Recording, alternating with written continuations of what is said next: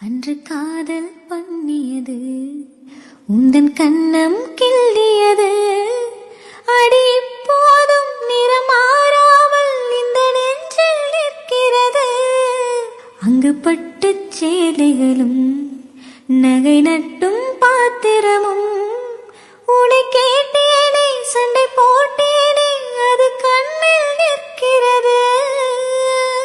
ஜாதி மல்லிப்பூவே தங்க வெண்ணிலாவே ஆசை தீரவே பேசலாம் முதல் நாள் இரவே.